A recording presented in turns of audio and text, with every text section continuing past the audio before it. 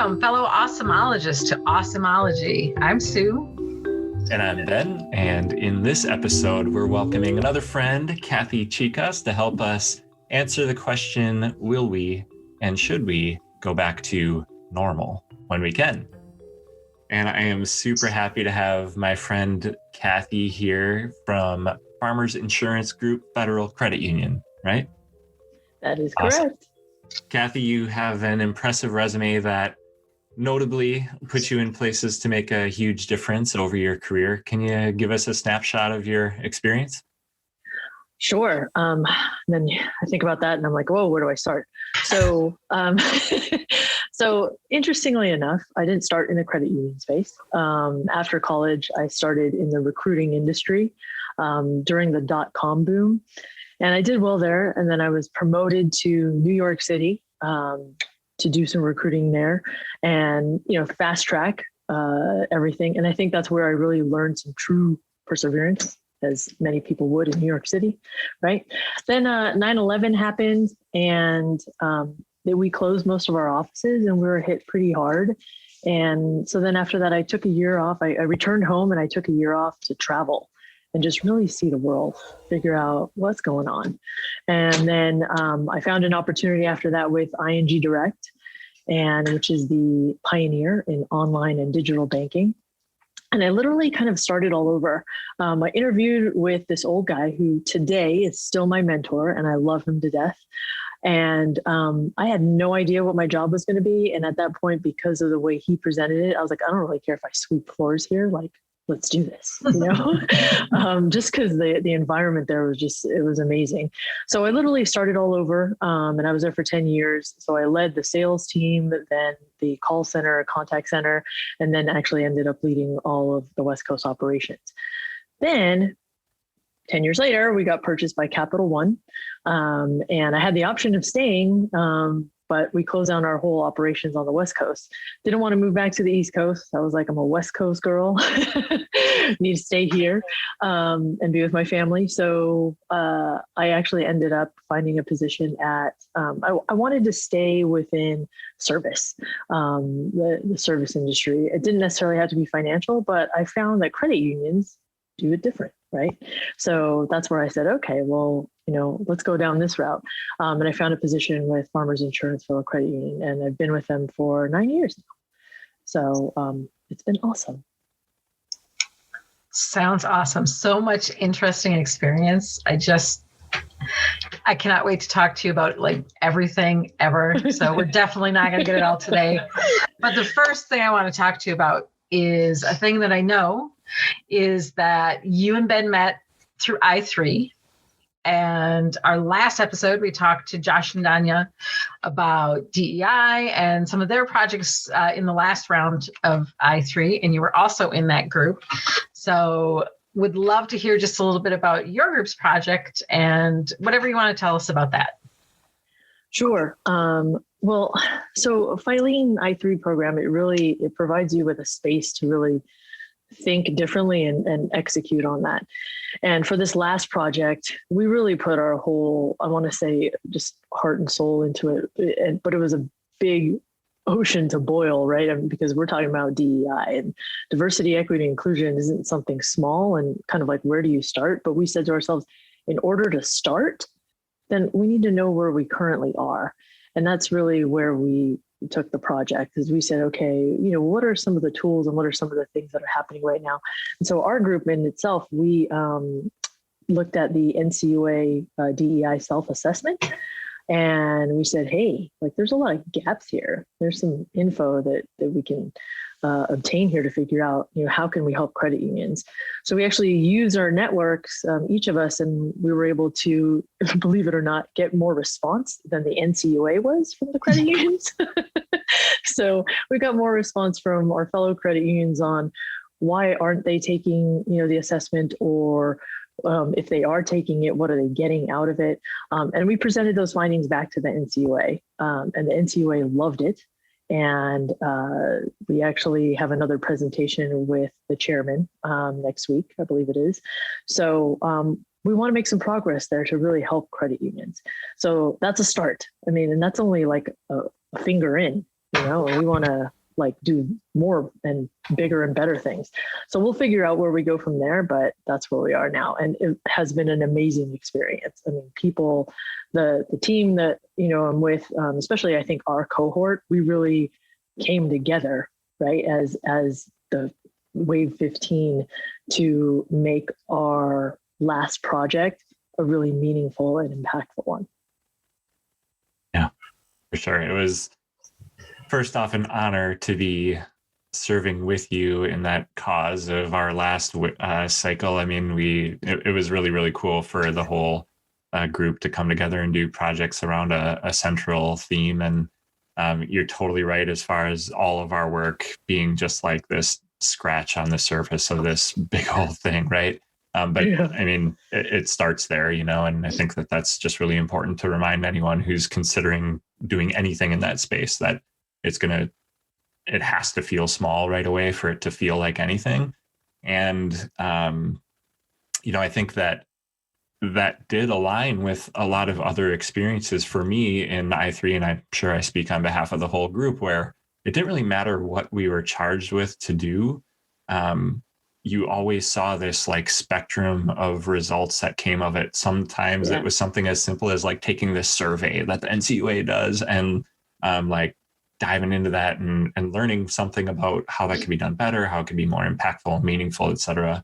Or sometimes it's like this brand new idea for, whatever, an app or a new solution or a new product or whatever that's, big in its own way and totally new and, maybe nobody ever heard of it before or whatever. And then everything in between, right? So, and that's one thing that I really loved about the I3 experience is that like innovation and change and stuff like that, it doesn't always have to be like some techie new app. It doesn't always have to be even like some brand new original idea. It might be, as Filene said, taking something and making it just a little bit better. And I think your guys' project was like case in point, like this thing that's been around that we know can just be better. And also whatever shape it takes in the next 3 weeks, 3 months, whatever, it's going to be totally different than 30 years from now or whatever. Right. And that's just innovation. Yeah.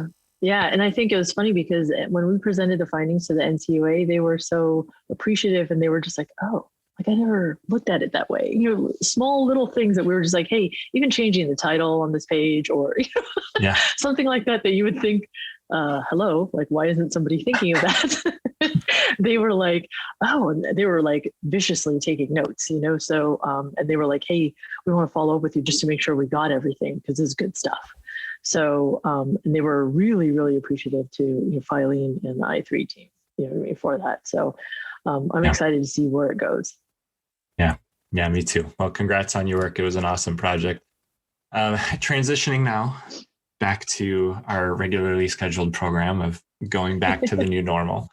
Looking over the last year, as long or as short as it might have felt, what do you think is something that has changed substantially that you thought was stalled prior to the pandemic? So first, I would like to say, who deems what normal really is? I'm going to throw a deep thought question back at you, right? Because I was thinking about that the other day and I was like, so who's the person that came up with normal? Who's to say what is really normal? That's just something to think about for everybody out there, right? But going back to your question, Ben, I think one of the things that we really learned was to be agile, right? And with the quickness, I think we moved quicker to resolution for a lot of things, especially within the credit union movement. I know us at Farmers Insurance Federal Credit Union, we were like, whoa, transition to a remote workforce real fast, right? And then push forward mobile wallets, you do these things that we thought were going to take us maybe like years, to potentially do them in like weeks, So I think it taught us a lot there from that perspective. So agility, for sure. I think that's one thing we walked away with. Yeah, and I definitely, from my perspective, I think one of the things, thinking about agility and that moving people to working from home, we at at Simplicity have had 4 years conversations about what does it look like if we wanted to have a remote workforce? How can we make that happen? What are, and really, and this is no tea, no shade on our mindset before the pandemic of being careful, doing your due diligence, all of that stuff. But I think, especially coming from our marketing team, where we were really trying to experiment with being able to be a little more nimble with where we're working, being able to work from home when we had to, some of those things. And we never really flipped the switch to say, okay, guys, marketing team is going to do this. Here's a good format you can do it in. Let's all work this out. We just we did it a little bit by a little bit. And then one day, a whole group of us, leaders from the credit union, were sitting in our basement training room and said, we've got to send everybody home. And, in 2 days, a whole, more than 50% of our team, right, Ben? Am I making that up? Is that an imaginary number? Sounds right. We'll make it up. So more than 50% of the team at the credit union was working from home. So exactly to your point, Kathy, these things that you think will take years to figure out, and you're trying to pick apart and make everything so perfect. We had to go, okay, now we're doing that thing, and really had to be comfortable with this idea that we were going to miss things, that there were things that we weren't going to think of, and we were going to have to be good with moving forward anyway, picking them up as we could, and really adopting a super agile mindset.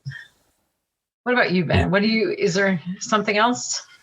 Bring it. I mean, I'm certain there's something else, but I can't help. And I think because I am recording this from home, right? I think I can't help but, come back to what both of you have said, that I do think that that's a thing that I don't know if it was stalled pre-pandemic, like the whole work from home or mobility idea, but it definitely wasn't moving at the pace that it could have, and one might argue should have been moving at, and easy for us to say now that it should have been going quicker, especially when we can look back and see how quickly it happened when it had to, you know what I mean? So I just think that that's something that definitely wasn't moving at the pace that it probably could have. And we just proved it, that this is a thing that we can figure out really quickly when we need to.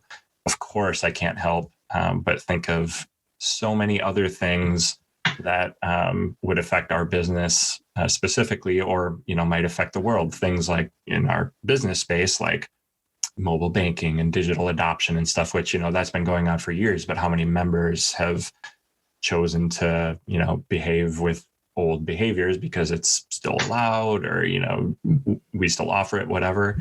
So there's that kind of stuff that probably with some intention or maybe some force, whether it be something like a pandemic happening or maybe regulation, I don't know, whatever, we could make happen really quickly for our businesses and for our members.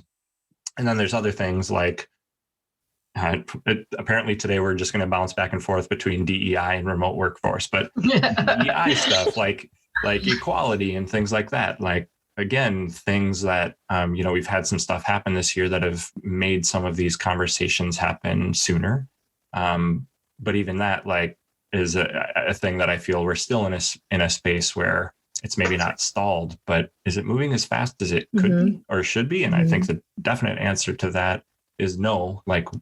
We could do a lot more in the realm of DEI, quicker, faster, with more intention if we wanted to. I shouldn't say that. I think we all want to.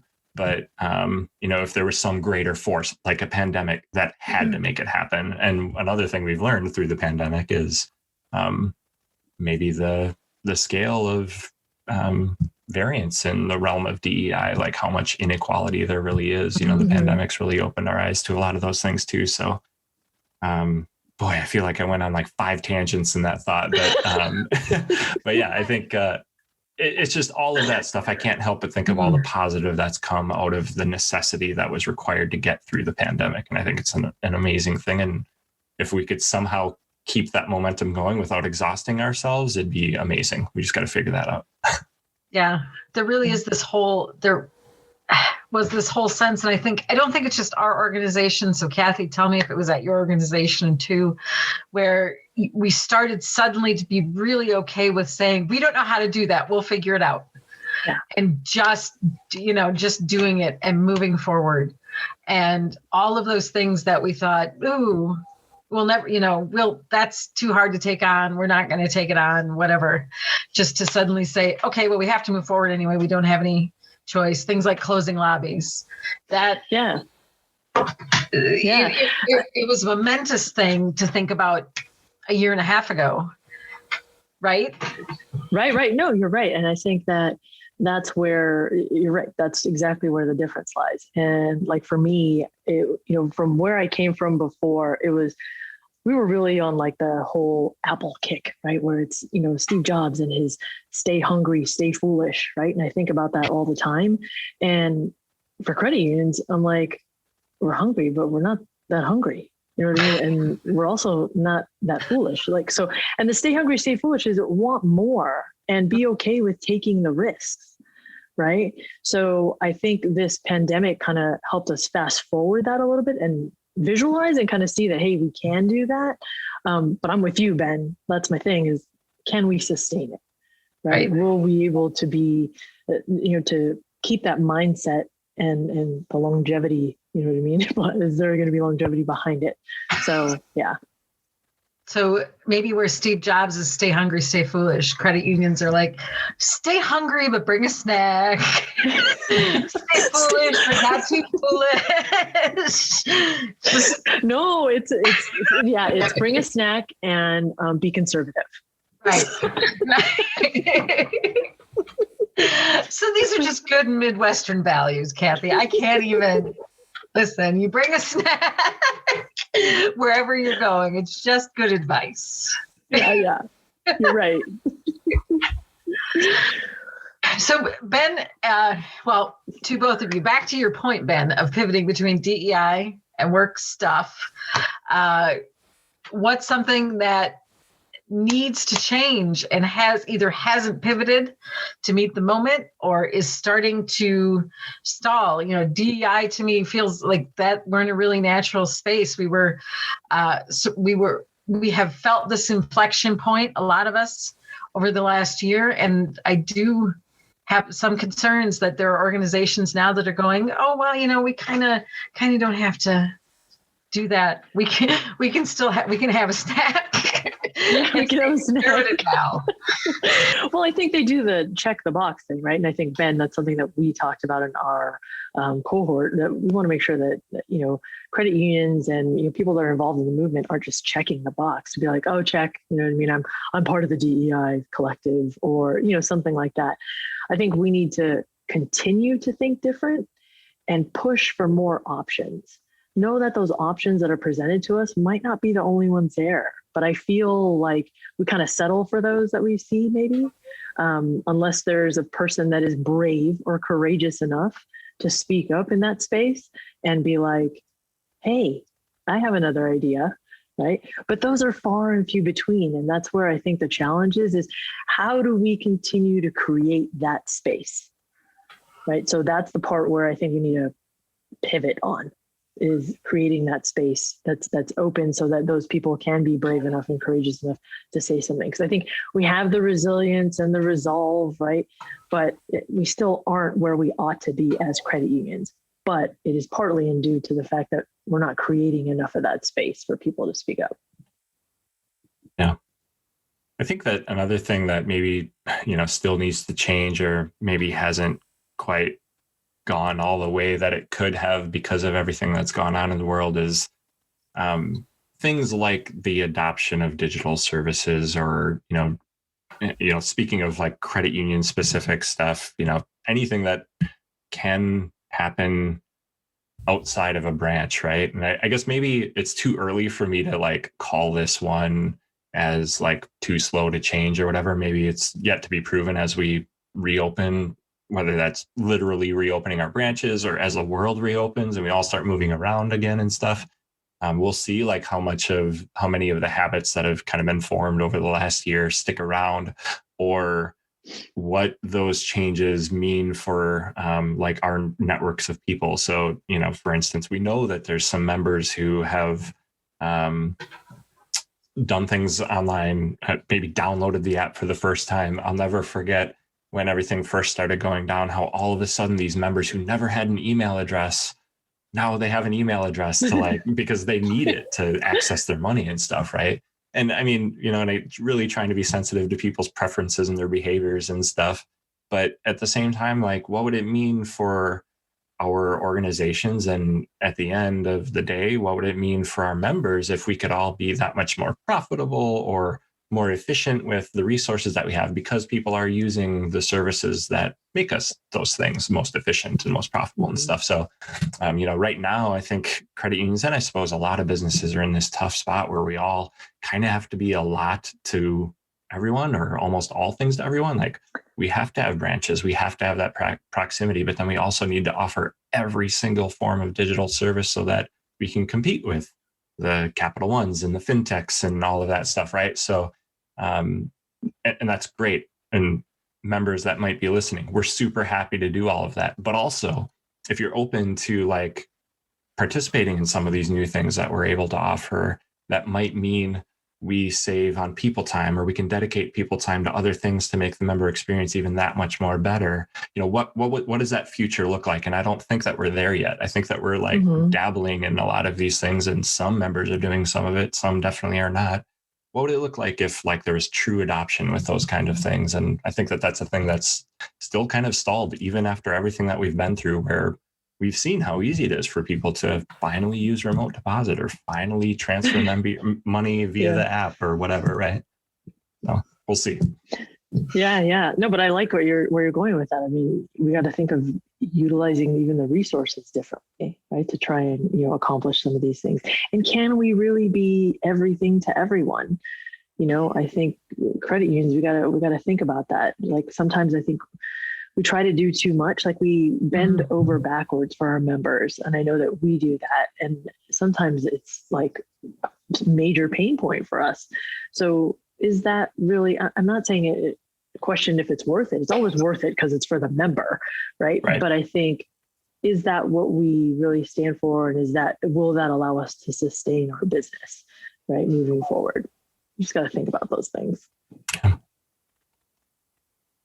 Yeah, that is such good food for thought, because especially when you start to set it next to or superimpose the other things you could be doing with that space and that time, the other people you could be helping, the underserved people, if you and let's tie the sort of organizational, operational side of the financial industry and DEI together and say, if in a very real way, if people who could be using mobile deposit and online banking and mobile wallet, all of these things, were using them so that we were getting the most out of our investment in them, then that means more success for the credit union, which means more opportunity to serve the underserved, which, I think I'm pitching the idea that if more people used online banking, the world would be better, I think is where I'm actually coming to with it. I like where you're going. It's just a theory right now. It's a good theory. Stick with it. Yeah. All right. So Kathy, I'm overall a pretty darn positive person. There's not too much that gets me down in the dumps, but paint me a doom and gloom here. What would be the consequences of settling back into familiar patterns and setting aside all the lessons that we've learned over the last year? Oh, it just doesn't sound good. Stay here for just a minute with me, and then we'll get right back to the shiny stuff. For just a minute. Yeah, can we go back to the shiny stuff? All right.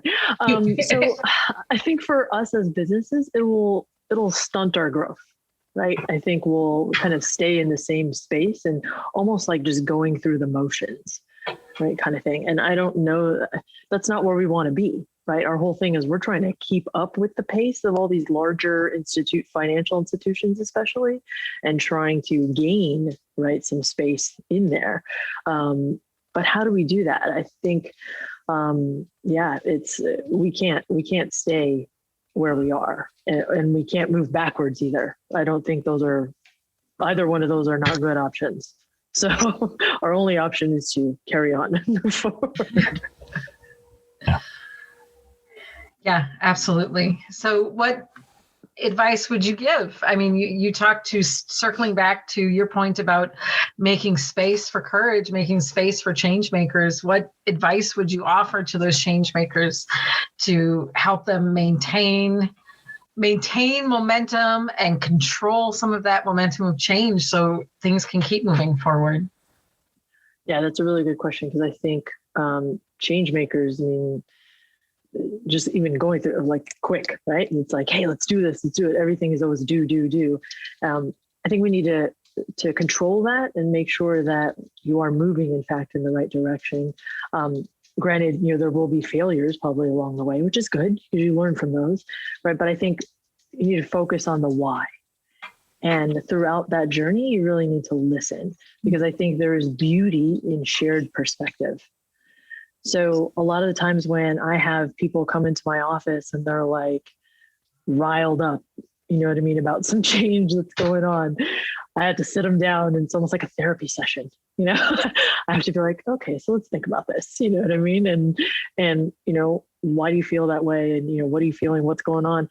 And it's really, and then I do the, hey, do you mind? Can I share some perspective with you? And here's what I think, and here's this, and here, and I think just sharing that type of perspective with people, it just helps them open up a little bit and focus. Like I said, share the why with them. Like, this is why we're doing it. Because a lot of times I think through change, there's no why presented. It's just, this is what we're doing, right? And we need to do it because we're our business and we're trying to move forward. But there's more to it than that, right? There's a lot more to it.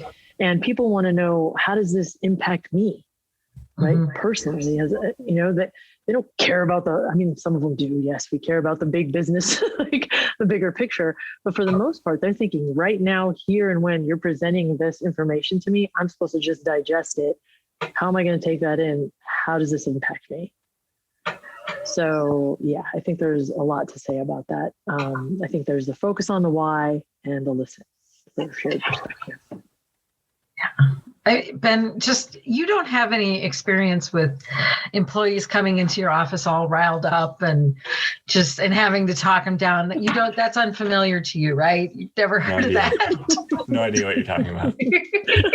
Ben, we should have a chat. Share stories. Kathy, you said so many great things. Like, I don't even know where to start. Just like understanding the why, like, and applying that to so much that we do both in business and in life, right? Like, I think that's so important. And, kind of like connecting that to some of the stuff we've been talking about, like, digital transformation and other change that might affect members or people and stuff, like, without properly communicating the why, and not even communicating it, like really having people understand it and be bought into it and be a part of the why and stuff. It helps take something like digital transformation, which on the surface, people can make assumptions and be like, oh, well, that means like everything's going to be automated and the world's going to be run by robots and nobody's going to have jobs. And really, like, when you get down to the why of it, and really the why, especially with a lot of what we do, really truly being for the member at the center of it all, it does mean that people lose their jobs. What it actually means is we get to provide this amazing experience to members. And all of the time that we save because of this new technology or whatever, we can reallocate all those people to making that stuff work even better. And then look at the next thing and make that even better. So, but without communicating that, people might look at that and just be like, oh, that new thing that's in the McDonald's lobby means that people don't work at the register anymore, which on some level might have some truth to it. But all of those people need to go on the backside and support that or do the next thing, and so, but without people really understanding and being bought into that, it's really tough to make the doom and gloom assumption, Love, like, it's Simon Sinek, right? Like, knowing your why, all that good stuff. Yes. Yeah. And Ben, you made a really good point about that, sort of the difference, the distinction between communicating it and making sure people understand it. Yeah. And that I think that's huge, because I think we, especially as marketing people, sometimes we can be guilty of over communicating a thing and just, I mean, I will take full responsibility for using too many words for a thing. But if the focus isn't on making sure then that you're getting the feedback that there's understanding, then all of those words don't help. Right. Yeah. Yeah, I know that for me early on, like I learned, hey, know your audience, right? And make it easily digestible for said audience. And I was like, oh, I got a lot of work to do. I was like, goodness. Well, I mean, this has been awesome. We're talking to Kathy, so it's awesome in itself, but we're going to move to our final segment of sharing something even more awesome, or just something awesome right alongside Kathy. Whatever.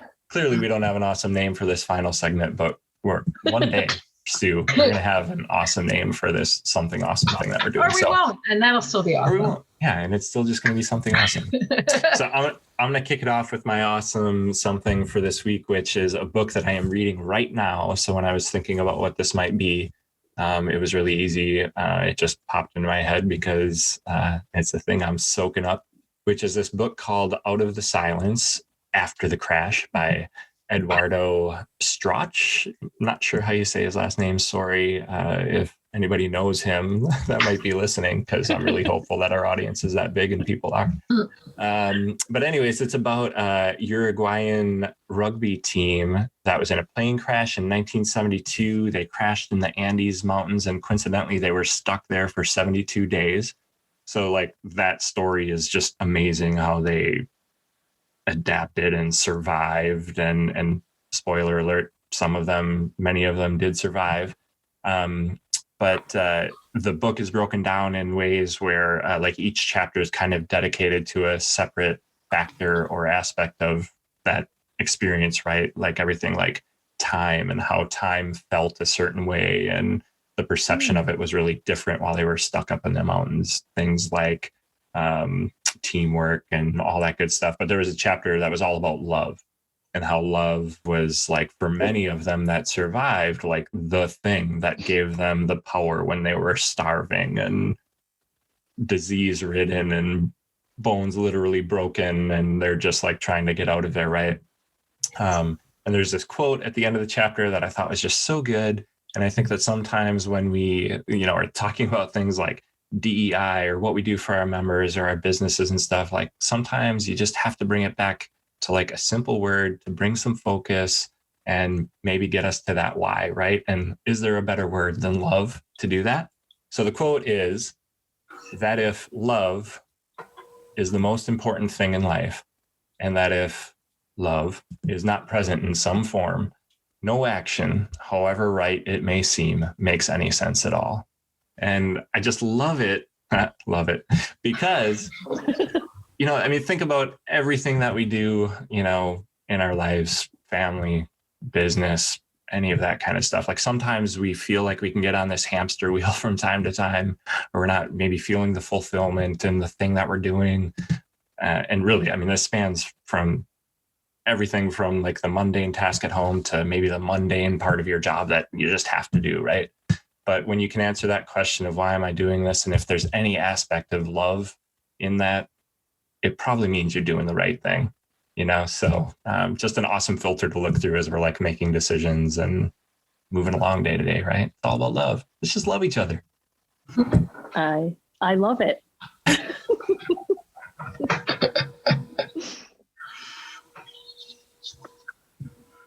That's all I have. Do you have anything you want to share, Kathy?